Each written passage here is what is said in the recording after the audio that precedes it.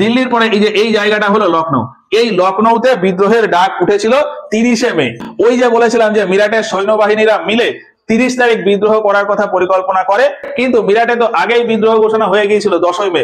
আর ওই 30 তারিখের ডেট অনুযায়ী লখনৌতে 30শে মে বিদ্রোহের ডাক ওঠে। এবার এখানে বিদ্রোহ কিভাবে শুরু হয়, ঠিক যেমন ব্যারাকপুর বা মিরাটে প্রথমে সেনাবাহিনীরা বিদ্রোহ ঘোষণা করে, এই লখনৌতে যে সেনা ছাউনি ছিল সেই সেনা ছাউনির সেনারা অর্থাৎ ভারতীয় সেনারা ওই ইংরেজ সেনাদের বিরুদ্ধে বা ইংরেজ অফিসারদের বিরুদ্ধে বিদ্রোহ ঘোষণা করে। তবে সেটা 30শে মের আগেই।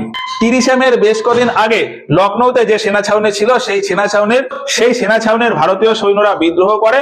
আর লখনৌয়ের বাদশাহ বা নবাব ছিল ওয়াজিদ আলী শাহ, তার স্ত্রী ছিল বেগম হযরত মহল, আর তার ছেলে ছিল বীরজিস খান। এর আগে 1856 খ্রিস্টাব্দে যখন ডালহৌসি ভারতের গভর্নর জেনারেল হিসেবে ছিল, তখন এই অবধ বা লখনৌকে কুশাসনের আরোপ লাগিয়ে দখল করে নেয় এবং এখানে যে নবাব অর্থাৎ ওয়াজিদ আলী শাহ তাকে কলকাতায় পাঠিয়ে দেয়। ফলে লখনৌতে শুধু থেকে গেছিল বেগম হযরত মহল আর তার ছেলে বীরজিস খান। এবার এর আগে দিল্লি থেকে যখন বাহাদুর শাহ ওই সবাইকে এক হওয়ার জন্য চিঠি চাপাটি পাঠিয়েছিল, তখন এই লখনৌতে বেগম হযরত মহল তিনি বিদ্রোহের সূচনা করবেন বলে ভেবেছিলেন এবং তিনি তার মতন করে একটা পরিকল্পনা করতে থাকে। যদিও এই বেগম হযরত মহল কিছু সৈন্য দিল্লিতেও পাঠিয়েছিল, কিন্তু নিজের এলাকায় তিনি বিদ্রোহের জন্য নিজের মতন সৈন্যবাহিনী তৈরি করতে থাকেন। আর এই করতে করতে ওই 30শে মের বেশ কয়েকদিন আগে লখনৌতে ভারতীয় সেনারা একটা বিদ্রোহ ঘোষণা করে তারা ওই হযরত মহলের কাছে চলে যায়। বেগম হযরত মহল ভারতীয় সেনাদের নিয়ে 30শে মে এই লখনৌতে বিদ্রোহের সূচনা করে।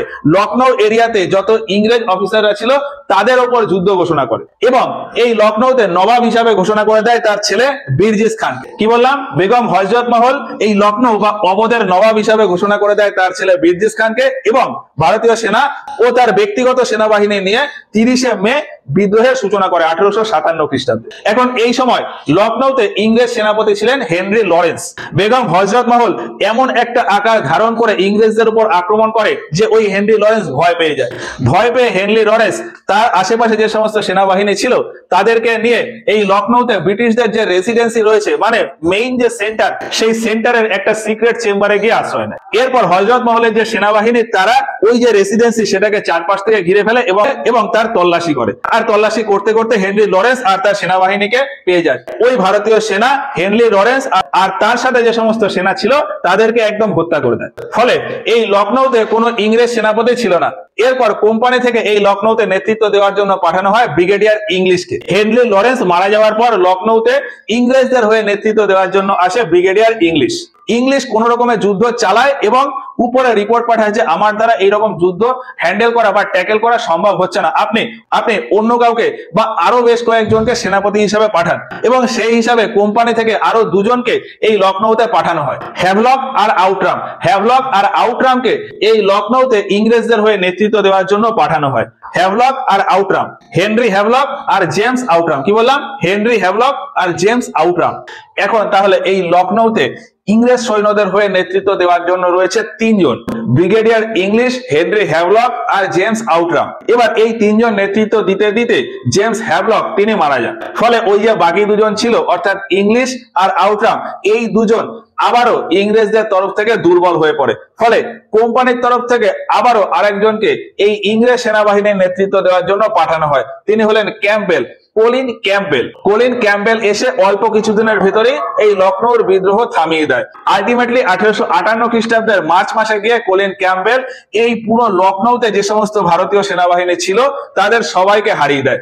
আর এই যে এখানের যে নেতৃত্ব দিয়েছিল বেগম হযরত মহল ওই কলিন ক্যাম্পবেলের ওই আক্রমণ দেখে তার ছেলে বীরজিস খানকে নিয়ে নেপালে পালিয়ে যায়। ফলে কলিন ক্যাম্পবেল ফাইনালে এই লখনৌ বা অবধের পুরো বিদ্রোহ দমন করে দেয়। তো এই দিল্লি আর লখনৌয়ের বিদ্রোহ হলো। এর পরে বিদ্রোহ শুরু হয় বেরেলিতে। বেরেলিতে 31শে মে বিদ্রোহ শুরু হয়। বেরেলি বলতে এই যে এই এরিয়াটা অর্থাৎ রোহিলখন্ড এরিয়া। বেরেলি বলতে মেইনলি রোহিলখন্ড এরিয়াটাকে বোঝায়। এই এরিয়া থেকে এই বিদ্রোহের নেতৃত্ব দিয়েছিল খান বাহাদুর খান। তবে বেরেলিতে এর আগে দেখলাম যে একজন সুবেদার ছিল বখত খান। বখত খান এই বেরেলি এরিয়া থেকে দিল্লিতে চলে গিয়েছিল বাহাদুর শাহ দ্বিতীয়র সাথে নেতৃত্ব দেওয়ার জন্য। বেরেলিতে ওই লোকালে থেকে যায় খান বাহাদুর খান। খান বাহাদুর খান এই বেরেলি থেকে নেতৃত্ব দেয়। তবে এর পেছনে ছোট্ট একটুখানি গল্প আছে, সেটা একটুখানি বলি। এই বেরেলি বলতে মেইনলি কি বললাম, তাহলে রোহিলখন্ড এরিয়া। এই রোহিলখন্ড এরিয়ার রাজা ছিল হাফিজ রহমত খান। মোটামুটি 1773 খ্রিস্টাব্দের সময় গিয়ে যখন ইংরেজ কোম্পানি এই এরিয়াতে রিং ফেন্স পলিসি লাগু করে, তখন থেকে এই রোহিলখন্ড এরিয়া ইংরেজদের আন্ডারে ছিল এবং তখনই ওই ইংরেজদের রাজা ছিল ওই রহমত খান। রহমত খান তখন ইংরেজদের অধীনতা স্বীকার করে নেয়, ফলে রহমত খানকে পেনশন দেওয়া হতো এবং সেই হিসাবে রহমত খান যেমন পেনশন পান, তার ছেলেও পেনশন পায়, আর তার নাতি ছিল খান বাহাদুর খান, তিনিও পেনশন পেতেন। এবার এইভাবে চলতে চলতে সময়টা 1856 খ্রিস্টাব্দ। 1856 খ্রিস্টাব্দে এই এরিয়াতে রাজা বা নবাব ছিলেন খান বাহাদুর খান এবং এই 1856 খ্রিস্টাব্দের সময় ওই খান বাহাদুর খানের পেনশন বন্ধ করে দেওয়া হয়, মানে তার আয়ের স্রোত নষ্ট হয়ে যায়। এখন খান বাহাদুর খানের ওই সময় বয়স ছিল প্রায় 82 বছর। এই 82 বছর বয়সে কারোর আয়ের স্রোত নষ্ট হয়ে যায় মানে তার ভিতর ভিতর একটা ক্ষোভের জন্ম নেবেই।